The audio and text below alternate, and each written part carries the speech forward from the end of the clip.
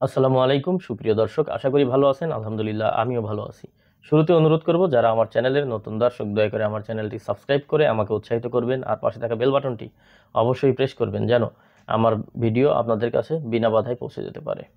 প্রিয় দর্শক, আপনারা তো নানাবিধ প্রশ্ন করে থাকেন, প্রতিনিয়ত প্রশ্ন করে থাকেন, এক একজন এক এক রকম প্রশ্ন করে থাকেন।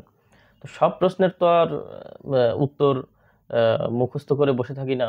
পরিস্থিতির উপরে ভিত্তি করে যতটুকু তথ্য সংগ্রহ করতে পারি তার উপরে বেস করে আপনাদেরকে উত্তর দেওয়ার চেষ্টা করি। আর সব প্রশ্ন নিয়ে ভিডিও বানানো যায় না, তবে কিছু কিছু প্রশ্ন আছে যেগুলো দেখি কমন হয়ে যাচ্ছে, প্রায় মানুষ একই ধরনের প্রশ্ন করছেন, তখন একটা ভিডিও বানানোর চেষ্টা করি। যেমন একটা একটা প্রশ্ন নিয়ে একটা প্রশ্ন আপনাদের মধ্যে থেকে খুব বেশি আছে যে ভাই, বাংলাদেশিদের ভিসা কি আর খুলবে না, বা বাংলাদেশিদের ভিসা কবে নাগাদ খুলতে পারে, আপনার অভিজ্ঞতা অনুযায়ী উত্তরটা দিবেন। এ ধরনের প্রশ্ন অনেক বেশি আসতেছে, হোয়াটসঅ্যাপেও করতেছেন, আবার আপনারা কমেন্ট সেকশন খেয়াল করলে দেখতে পাবেন।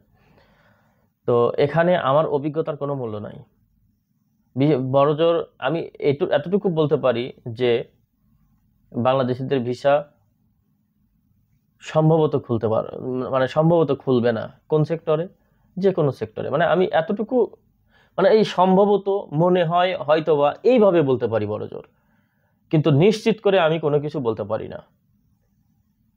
বরং আপনারা বাংলাদেশে যারা আছেন তারা এমন কিছু কথা বলতে পারেন এদেশের রুলস নিয়ে, বা বাংলাদেশের এম্বাসি নিয়ে, বা এদেশের ইমিগ্রেশন বা আইন কানুন নিয়ে। আমরা সেটাও বলতে পারি না, আমাদের হাত পা বাঁধা। আমরা বাড়তি কথা বলতে গেলে আমাদেরকে আবার মানে কি বলে, ওই যে শোকস করবে, মানে আমাদেরকে ডেকে বসবে, কল করবে যে তুমি এই কথা কেন বললে, কিসের উপর ভিত্তি করে বললে। বেশি কথা বলা যাবে না, মানে এদেশের রুলস বা আইন কানুন নিয়ে কোনো বাড়তি কথা বলা যাবে না। যেটা চলতেছে ওইটার উপরেই আমাদেরকে ঘুরতে হবে। আবার যদি কোনো পরিবর্তন আসে সেটার উপরে ঘুরপাক খাবো, এতটুকুই। আমাদের মোল্লার দৌড় মসজিদ পর্যন্ত বলতে পারেন। আমাদের এইখানে 30 বছর 35 বছর ধরে আছে এরকম লোকও অ্যাডভান্স কথা বলতে পারে না এই দেশের আইন নিয়ে, কারণ আজকে রাতে যেটা দেখে ঘুমাবে সকাল উঠে দেখবে সেটা নাই। আবার যেটা দেখবে না সকাল উঠে দেখবে সেরকমই একটা নতুন আইন হয়ে বসে আছে। আপনারা বাংলাদেশ থেকে অনেক বকাঝকা গালিগালাজ দিতে পারেন, আপনাদের এই স্বাধীনতাটুকু আছে, আমাদের এরকম কিছু নাই। অনেকে বলে যে ভাই আপনারা সবাই মিলে চিঠি দেন, আপনারা সবাই এম্বাসিকে ফোর্স করেন, এম্বাসির লোক সাথে নিয়ে আপনারা ওই দেশের গভর্নমেন্টের সাথে কথা, মানে ইউএই গভর্নমেন্টের সাথে আপনারা এগুলোকে জাস্ট মানে ডাল ভাত মনে করেন। বাংলাদেশে বসে মানে চাইলেই যমুনা সরকারি বাসভবন, মানে যমুনা ঘেরাও করা যায়, চাইলেই গণভবন দখল করা যায়, চাইলেই রাজপথ দখল করা যায়, শাহবাগ দখল করা যায়। কিন্তু এই দেশ ভাই ওই রকম, এখানে কোনো শাহবাগ নাই, বুঝতে পারছেন? আপনারা বাংলাদেশে বসে যেটা ভাবেন, দুবাইতে এটা ভাবার কোনো সুযোগই নাই, তার আগেই খেল খতম। সুতরাং আপনারা যেভাবে বলেন এখানে সেভাবে কাজ করা সম্ভব না। কারো বাবারও ক্ষমতা নাই এই বিষয়ে দেশের গভর্নমেন্টকে ফোর্স করা তো দূরের কথা, সৌজন্যতামূলক জিজ্ঞাসা করার ক্ষমতা নাই। এদের কথা হচ্ছে আমরা যখন যেটা করবো তখন সেটা মেনে নিবি, কোনো কৈফিয়ত চাইবি না, কোনো রিকোয়েস্ট করবি না। এখানে রিকোয়েস্টের কোনো দামই নাই। তো এদেশে যে বা আমাদের রাষ্ট্রদূতেরা আছে ওনারা চাইলে সরকারিভাবে, মানে government to government, G to G যেটাকে বলে, গভর্নমেন্ট টু গভর্নমেন্ট আলাপ আলোচনা করতে পারে। কোনো সরকার যদি এখান থেকে পাঠায় বা এই দেশের সরকার যদি ডাকে, তাহলে আমাদের রাষ্ট্রদূত বা অ্যাম্বাসির লোক সেখানে যাইতে পারে। নিজে থেকে মাতব্বরি করার কোনো সুযোগ নাই।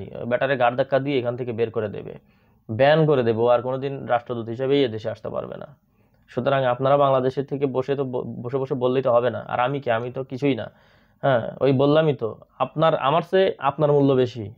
আপনারা যারা বলেন এই ধরনের কথা যে আমরা কেন ফোর্স করি না, কেন চিঠি দিই না, আমার থেকে আপনাদের মূল্য বেশি। এইখানে আমরা 15 লাখ 20 লাখ বাংলাদেশি এক জায়গা হয়ে এই দেশের সরকারের একটা পশমও বাঁকা করতে পারবো না, এটা মনে রাখবেন। ঠিক আছে? এদেশের গভর্নমেন্ট এগুলো ধারই ধারে না। 1 মাস সময় লাগবে না এই 15-20 লাখ বাংলাদেশিকে এদিকে এখান থেকে লাথি মেরে বের করে দিতে, 1 মাসও টাইম লাগবে না। পাইকারি দরে পাঠাবে, জাহাজে পাঠাবে, বিমানে না উঠলে। বুঝতে পারছেন? সো আপনারা যেটা বলেন এখানে জীবনের রিস্ক, নিজের ভবিষ্যতের রিস্ক কেউ নেবে না। এটাই মেনে নিয়ে এই দেশে, এইসব দেশে আসতে হবে। এটা বাংলাদেশ না যে আপনারা রাজপথে আন্দোলন করবেন, ধর্মঘট করবেন, মানববন্ধন করবেন। এখানে এগুলোর কোনো মূল্য নাই। যখন সরকার যেই নিয়ম করবে তখন সেটাই মেনে নিতে হবে। সুতরাং আপনারা যারা বলতেছেন যে ভিসা চালু করে না, ভিসা হবে না কেন, আপনার অভিজ্ঞতার উপরে কিছু বলেন, সুযোগই নাই এগুলো বলার। আর বিশেষ করে ভিসা, বাংলাদেশ থেকে অতিরিক্ত পরিমাণ লেবার এই দেশে চলে আসছে। এই দেশে এত অতিরিক্ত লেবারের প্রয়োজন নাই। এখন এই দেশে এ ধরনের মানে জায়গা বেশি, জায়গার তুলনায় দেশের আয়তনের তুলনায় এইসব দেশে জনসংখ্যা কম, এরকম দেশ এরকম দেশে লোকের প্রয়োজন, তবে লেবার শ্রেণীর লোকের প্রয়োজন নাই, আভিজাত শ্রেণীর মানে অভিজাত শ্রেণীর মানে যারা আভিজাত্য লাইফ লিড করে অভিজাত শ্রেণীর লোক দরকার। সো সো সেই অভিজাত শ্রেণীর লোকদেরকে আনার জন্যই বাংলাদেশিদের জন্য এই যে রিসেন্টলি গোল্ডেন ভিসা চালু করছে। এই যে এতদিন 4,000 দিরহাম বেতন হইলেই সেই লেবার হোক আর হাই প্রফেশন হোক তারা তাদের ফ্যামিলিকে এখানে স্পন্সর করতে পারতো। যে কোনো ধরনের পার্টনার ভিসা হলেই তারা তাদের ফ্যামিলিকে এখানে স্পন্সর করতে পারতো। এখন আউটসাইড ফ্যামিলি ভিসা পর্যন্ত বন্ধ করে রাখছে। গোল্ডেন ভিসা চালু করে দিছে। এই দেশের গভর্নমেন্টকে 1 লক্ষ দিরহাম ফিস পেমেন্ট করেন, ফিস 1 লাখ দিরহাম দেওয়ার পরে আপনি গোল্ডেন ভিসা নেন, এরপরে গিয়ে আপনার ফ্যামিলিকে স্পন্সর করেন। তবে আপনাকে গোল্ডেন ভিসা দেওয়ার আগে যাচাই করবে আপনার প্রফেশনাল ব্যাকগ্রাউন্ড কি, আপনি কতটুকু সম্পদের মালিক। এই দেশে আপনি কষ্ট করে কুড়ায় কারায়া 40 লাখ টাকা দিয়ে গোল্ডেন রেসিডেন্সি নিলেন, তারপরে গিয়ে আবার আপনি চাকরি টোকাবেন কিনা, লেবারি করবেন কিনা, এই বিষয়টাও হিসাব করে দেখবে। ওই সমস্ত লোকদেরই গোল্ডেন ভিসা অ্যাপ্রুভ হবে যাদের এখানে গোল্ডেন ভিসা নেওয়ার পরেও পায়ের উপর পা তুলে এখানে খাইতে পারবেন। এখানে আপনার কোনো কর্মের প্রয়োজন নাই, আপনি যে প্রফেশনাল ব্যাকগ্রাউন্ড আপনার এমনিতেই ঘরে বসে থাকলেও আপনার মাসে 10,000 15,000 দিরহাম ইনকাম আছে, এই ধরনের লোকদেরকে গোল্ডেন ভিসা দেবে। অথবা আপনি যদি এখানে কোনো ইনকাম সোর্স বের করতেও চান, আপনি কমসে কম এখানে 1 মিলিয়ন 2 মিলিয়ন দিরহাম আপনি এখানে ইনভেস্ট করে দেখতে পারেন। মানে এটা বাধ্যতামূলক না যে আপনাকে করতেই হবে, তবে করার সামর্থ্য আছে কিনা, এই পরিমাণ অর্থ আপনার আছে কিনা, এইসব আপনার প্রফেশনাল ব্যাকগ্রাউন্ড, আপনার প্রোফাইল বায়োডাটা কিন্তু এর যাচাই বাছাই করে তারপরে আপনাদেরকে গোল্ডেন রেসিডেন্সি দেবে। ভাইবেন না যে আমি গটি বাটি বিক্রি করে 40 লাখ টাকা হাতে নিয়ে আসলাম, 1 লাখ দিরহাম জমা দিলাম আর আমাকে গোল্ডেন রেসিডেন্সি দিল, এরকম কিন্তু হবে না। ওখানে কিন্তু শর্তের মধ্যেই স্পষ্ট করে লেখা আছে যে আপনার প্রফেশনাল ব্যাকগ্রাউন্ডটা কি, আপনার সামাজিকভাবে আপনার গ্রহণযোগ্যতা কতটুকু, বা এই দেশে আপনি কতটুকু ফিনান্সিয়াল স্ট্রংলি আপনি এখানে চলতে পারবেন, বা এই দেশের অর্থনীতিতে আপনি কি পরিমাণ ইয়ে করতে পারবেন, ভূমিকা রাখতে পারবেন, কত টাকা এই দেশে ইনভেস্ট করার মতো আপনার ক্ষমতা আছে, এগুলো কিন্তু যাচাই বাছাই করবে। করার পরে করেন বা না করেন পরবর্তীতে, আগে যেরকম ছিল 2 মিলিয়ন দিরহাম ইনভেস্ট করতেই হবে, এখন সেটা উঠাইয়া দিছে, কিন্তু করার ক্ষমতা আপনার থাকা লাগবে। হ্যাঁ, আপনি ওই কলিমুদ্দি 40 লাখ টাকা গুছায় নিয়ে আসলেন আর রেসিডেন্সি পাই গেলেন, গোল্ডেন রেসিডেন্সি। হয়তো শুরুতে ওই ফাঁক ফোকর দিয়ে 1 আধজন পাইতে পারেন, কিন্তু আসলে এটা এই ধরনের লোক পাবে না। হাই প্রোফাইলের লোকই এই ধরনের পাবে, তারাই তাদের ফ্যামিলিকে এখানে নিয়ে আসতে পারবে। এতদিন তো অনেকেই আছে যে নিজে এখানে 4,000 দিরহামের উপরে স্যালারি দেখায় ফ্যামিলি নিয়ে আইসা ফ্যামিলির দিয়েও এখানে চাকরি করায়। হ্যাঁ, বুঝতে পারছেন, ফ্যামিলি দিয়ে এখানে চাকরি করে, অথবা কেউ নিয়ে আসার পরে 2 বছর কোন রকমে মানে মানবেতর জীবনযাপন করে এখানে, তারপরে 2 বছর পরে গিয়ে আর ফ্যামিলি ভিসাই রেনিউ করতে পারে না, অথবা ফ্যামিলি ভিসা করে 6 মাস পরে আবার দেশে ফেরত পাঠায় দেয় আর চালাইতে পারে না। তো এগুলো এই দেশের গভর্নমেন্ট দেখতে দেখতে বিরক্ত হয়ে গেছে।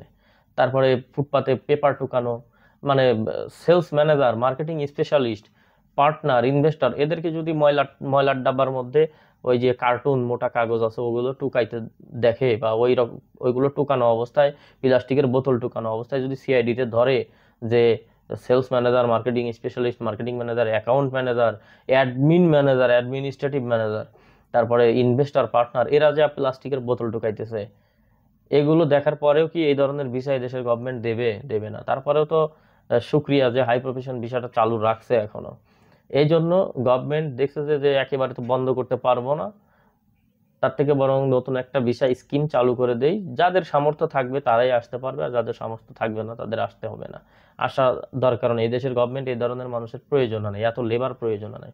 হ্যাঁ, লেবার প্রয়োজন আছে, এদের ব্যাকআপও আছে। বাংলাদেশের মানুষ তো অসভ্য, নেপালিরা আসতেছে সভ্য শান্তভাবে কাজ করে, ফিলিপিনোরা এখানে শান্তভাবে কাজ করে, কোনো গ্যাদারিং নাই, ইন্ডিয়ানরা এখানে আসলেও শান্তভাবে কাজ করে। অশান্ত জাতি হলো পাকিস্তান আর বাংলাদেশি, ইভেন আফ্রিকানরাও এতটা উচ্ছৃঙ্খলতা আফ্রিকানরা করে না।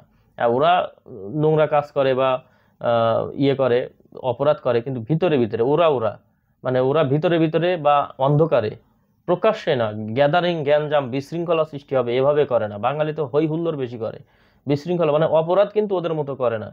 অপরাধ কিন্তু ইন্ডিয়ানদের থেকেও বাংলাদেশিরা কম করে, কিন্তু হই হুল্লোড়টাই বেশি করে। বাঙালি কথা বেশি বলে, চিল্লাচিল্লি বেশি করে, এটাই হচ্ছে সমস্যা। হ্যাঁ, তো যারা এই যে এরকম প্রশ্ন করেন যে ভিসা খুলবে কবে, বাংলাদেশিদের জন্য কি ভিসা আর খুলবে না, তো ভিসা তো খুলে দিছে, গোল্ডেন ভিসা, আসেন এত একটা হাস্যকর কথা বলি, আমার কাছে এর আগে এতদিন ধরে যারা এই যে লেবার ভিসা খুলবে কিনা এই ধরনের মানে কোয়েরি করতেছে, কোটেশন পাঠাচ্ছিলেন বা প্রশ্ন করতেছিলেন, এখন তারা এই গোল্ডেন ভিসা নিয়ে প্রশ্ন করেন। মানে আমি আমি নিজেও আদার ব্যাপারী, আমার এই জাহাজের খবর নিয়ে লাভ নাই, কিন্তু আমার কাছে এই ধরনের মানুষ জিজ্ঞাসা করতেছে, মানে তারাও আদার ব্যাপারী হয়ে জাহাজের খবর নিতেছে। আমি বুঝতে পারতেছি যে বাংলাদেশে এই গোল্ডেন ভিসা চালু হয়ে গেছে বলে সারা বাংলাদেশের সকলই সর্বস্তরের মানুষজনের মধ্যে এটা এমনভাবে মানে একটা আলোড়ন সৃষ্টি করছে, মনে হচ্ছে যে গোল্ডেন ভিসাটা না জানি কত সহজ আমাদের জন্য চালু করে দিছে, মানে আমি চাইলেই নিতে পারবো। আমার কথাটা কেউ ওইভাবে দেখবেন না, মানে মাইন্ড করবেন না যে আমি কাউকে ছোট করে দেখতেছি, তা না। আমি এই জন্য আগে বলে দিছি, আমি নিজেও আদার ব্যাপারী, আমারও জাহাজের খবর নিয়ে লাভ নাই। 1 লাখ দিরহাম দিয়ে গোল্ডেন রেসিডেন্সি নেওয়ার মতো সামর্থ্য আমার নিজেরও নাই। সো আমি নিজেকে আদার ব্যাপারই মনে করতেছি। সো এই জাহাজের খবর নিয়ে লাভ নাই। সো আপনাদের দ্বারা ওই 40 লাখ টাকা দিয়ে গোল্ডেন রেসিডেন্সি নেওয়ার ক্ষমতা নাই, সামর্থ্য নাই, তারা এটা নিয়ে এত হই হুল্লোড় করেন না। মানে গোল্ডেন রেসিডেন্সি খুলে দিছে মানে একেবারে পুরো বাংলাদেশ পাগল হয়ে গেছে। বা এটা কি এত সস্তা, এত সহজ? 1 লাখ দিরহাম চিন্তা করে দেখছেন? আপনাকে কাঁচা টাকা এরকম টপাক করে উঠায় নিয়ে যে মাংসের টুকরা যেরকম চামিচে উঠায় নিয়ে প্লেট কি বল থেকে ইয়েতে নিতে হয়, প্লেটে নিতে হয়, এভাবে এরকম আপনার পুরো 1 লাখ দিরহাম আপনার অ্যাকাউন্ট থেকে নিয়ে এসে এই দেশের গভর্নমেন্টের প্লেটে দিতে হবে। পারবেন তো? কলিজায় কুলাবে? হ্যাঁ, আছে, অনেকেই আছে যাদের অবৈধ টাকা, তাদের কোনো সমস্যা হবে না। তাদের 1 লাখ কি 5 লাখ 2 মিলিয়ন দিরহাম দিয়ে করছে না এখানে মানুষ, 2 মিলিয়ন দিরহাম দিয়ে করছে, এগুলো অবৈধ টাকাই বেশি। সুতরাং আপনারা একটু চিন্তা ভাবনা করে নেবেন, এত হই হুল্লোড় করার কিছু নাই। আর 1 লাখ দিরহাম দিয়ে বা 40 লাখ টাকা খরচ করে এখানে গোল্ডেন রেসিডেন্সি নেওয়ার মধ্যে বাহাদুরি করার মতো কিছু নাই। বুঝতে পারছেন? ওই এখানে আপনাকে ওই রিফিউজি হয়েই থাকতে হবে। আপনি এখানে তো পাসপোর্ট পাবেন না, এখানকার সিটিজেনশিপ পাচ্ছেন না। ওই 10 বছরের একটা আইডি কার্ড ধরে গলায় ঝোলায় দিয়ে ছেড়ে দেবে, তারপরে কি? কিছুই না। এরপরে আর কিছুই না। আপনাকে একটা আইডি কার্ড দিয়ে দিল 10 বছরের, এটা আপনি পাগলের মতো ঘুরেন রাস্তায় রাস্তায়। আপনাকে কি বাড়তি কোনো সম্মান করবে? কিচ্ছু না। গাড়ি রেখে একটু ওয়াশরুমে যাবেন, এসে দেখবেন যে ওই যদি পার্কিং না ডালেন জরিমানা ঠিকই দিয়ে গেছে। তো একজন লেবারের জন্য যে আইন, আপনার জন্য সেই আইন। তাহলে আপনার 1 লাখ দিরহাম দিয়ে এখানে গোল্ডেন রেসিডেন্সি নেওয়ার মধ্যে বাহাদুরি কি আছে? দুবাইয়ের ভিসা কবে খুলবে, ভিসা কবে, আপনাদের অভিজ্ঞতায় কি বলে, বা আর কি খুলবে না, এই ধরনের চিন্তা ভাবনা আর না করে, এটার জন্য আর অপেক্ষা না করে, আপনাদের যদি বিকল্প কোনো চিন্তা ভাবনা থাকে, অন্য কোনো দেশে যাওয়ার পরিকল্পনা থাকে, অন্য কোনো দেশে যাওয়ার লিঙ্ক থাকে ভালো, আপনারা সেটা নিয়ে চিন্তা করেন।